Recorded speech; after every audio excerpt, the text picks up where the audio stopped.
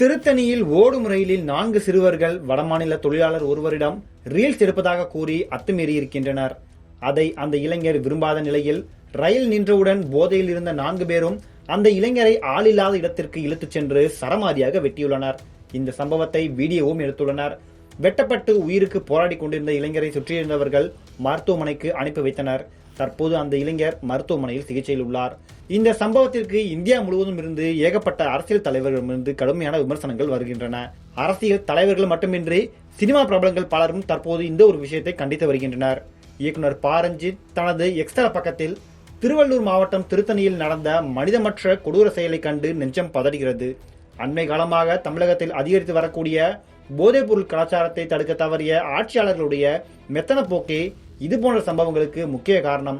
இத்தகைய குற்றச்செயல்கள் பள்ளி கல்லூரிகளிலும் தலைவிரித்து ஆடுவதை அலட்சியமாக பார்த்ததன் விளைவுதான் இன்றைக்கு பொதுவெளியில் எந்த ஓர் அச்சமும் இன்றி வெளிப்படும் கும்பல் மனநிலைக்கு காரணம். இந்நிலைக்கு நாமும் பொறுப்பேற்க வேண்டும் என்பதை உணர்ந்து செயல்படக்கூடிய தருணம் இது. சுதந்திரம், சமத்துவம், சகோதரத்துவம் என்பதுதான் இந்திய அரசியலமைப்பு சட்டத்தினுடைய அடிநாதம். அதை எவ்வகையிலும் நாம் சிதைத்துவிடக்கூடாது. நமக்குள் இருக்கிற வேறுபாடுகளை களைத்தறிந்து சகோதரத்துவத்தை பேண வேண்டும். அதை விடுத்து வடக்கன் என்கிற விருப்ப மனநிலையில் செயல்படுவது சமூக சீர்குலைவிற்கு வழிவகுக்கும். இந்த வடக்கன் என்கிற மனநிலை மிகவும் ஆபத்தான போக்காகும். நகைச்சுவை பதிவுகள் தொடங்கி கடுமையான சொல்லாடல்கள் வரை சமூக வலைதளங்களிலும் நம் அன்றாட பேச்சுகளிலும் இந்த மனநிலை வெளிப்பட்டுக் கொண்டே இருக்கிறது. நம் இடத்திற்கு பிழைக்க வந்தவர்களை நம் வாய்ப்புகளை பறித்து கொண்டவர்களாக கருதும் மோசமான மனநிலை உலகம் முழுவதுமே இருக்கிறது. இதை களைவதற்கான ஒரே வழி மக்களுக்கிடையேயான சகோதரத்துவத்தை வளர்த்திருப்பதுதான். இந்திய அரசியலமைப்பு சட்டம் உறுதிப்படுத்தியுள்ள தனிநபர் சுதந்திரத்தையும் உரிமையும் சக மனிதர்கள் ஏற்க வேண்டும். அதுவே அறமும் கூட. இவ்வாறு ப. ரஞ்சித் தனது எக்ஸ் பதிவில் கூறியுள்ளார். இவர் மட்டுமின்றி இசையமைப்பாளர் சந்தோஷ் நாராயணனும் இது குறித்து கடுமையாக கண்டித்து அறிக்கை வெளியிட்டுள்ளார். அதில் கடந்த 10 ஆண்டுகளாக நான் சென்னையில் வசித்து வரும் பகுதி குறிப்பாக இரவில் போதைப் பொருட்களுக்கு அடிமையான குண்டர்கள் மற்றும் குற்றவாளிகளால் மிகவும் அபாயகரமான பகுதியாக இருக்கிறது. எனது ஸ்டுடியோ தளத்தில் பணிபுரியும் பல அப்பாவி கட்டுமான தொழிலாளி நண்பர்கள் சமீபத்தில் பல முறை தாக்கப்பட்டனர். கைது செய்யப்பட்ட அத்தகைய குற்றவாளிகளில் ஒருவன் வரம்பு மீறி போதையில் இருந்ததால் காவல்துறை தடியடி நடத்திய போதும் எந்த வழியும் இல்லாமல் சிரித்துக் கொண்டிருந்தான்.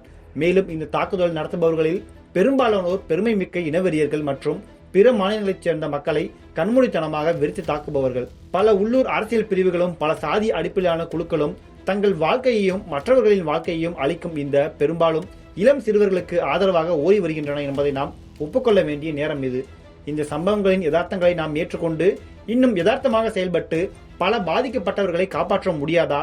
திரையில் சித்தரிக்கப்படும் வன்முறைக்கும் சமீபத்தில் நடந்ததை போன்ற நிஜ சம்பவங்களுக்கும் இடையிலான எல்லைகள் மங்கத் தொடங்கிவிட்டன. நாம் பொறுப்புடன் செயல்பட வேண்டிய நேரம் இது, நானும் உட்பட என அவர் தனது எக்ஸ்தலத்தில் பதிவிட்டுள்ளார். இந்த சம்பவம் குறித்து விவாதங்கள் தொடர்ந்து நடைபெற்று வரும் நிலையில் தற்போது பிக் பாஸ் தமிழ் சீசன் 9 போட்டியாளர்களில் ஒருவராக கலந்து கொண்டுள்ள கானா வினோத் தன்னை போன்ற கானா பாடகர்கள் மத்தியில் பேசிய பழைய வீடியோ ஒன்று தற்போது சமூக வலைதளங்களில் பரவி வருகிறது. அதாவது அந்த வீடியோவில் கச்சேரி பாடப்போகும்போது உங்களை யாராவது கஞ்சா பாடல், ரவுடி பாடல் அல்லது போதை பாடலை பாடச் சொன்னால் பாடாதீர்கள். உங்களை அடித்தால் கூட அடி வாங்கி கொள்ளுங்கள். என்னை அப்படி பாட சொன்ன போது நான் மைக்கை மேடையிலேயே வைத்துவிட்டு வந்துள்ளேன். எனவே எக்காரணம் கொண்டும் இப்படியான பாடல்களை பாட வேண்டாம். இதற்கு முன்னர் பாடியிருந்தால் பரவாயில்லை. இனி வரும் காலங்களில் அப்படியான பாடல்களை பாட வேண்டாம் என்று பேசுகிறார். இந்த ஒரு வீடியோவும் தற்போது இணையத்தில் வேகமாக பரவி வருகிறது.